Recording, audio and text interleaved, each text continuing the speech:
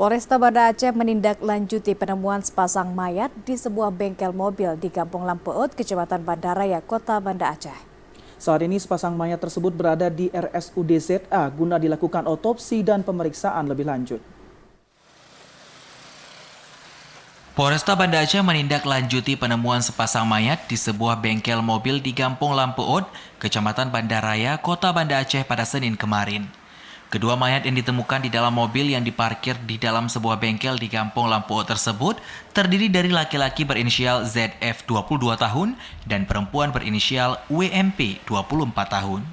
Sebelumnya pihak Inafis Polresta Banda Aceh tiba di lokasi kejadian sekitar pukul 16.30 waktu Indonesia Barat untuk melakukan olah TKP.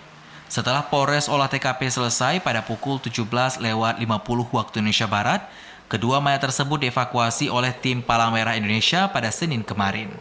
Kasih Human Polresta Banda Aceh, Ibda Trisna Zunaidi mengatakan, kini kedua mayat tersebut berada di RSUD ZA guna dilakukan autopsi dan pemeriksaan lebih lanjut.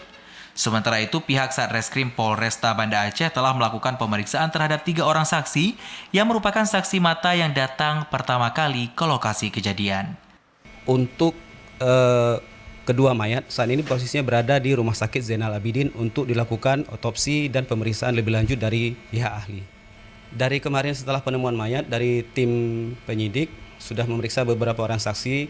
Mungkin nanti akan ada pengembangan untuk memperjelas posisi kasus tersebut.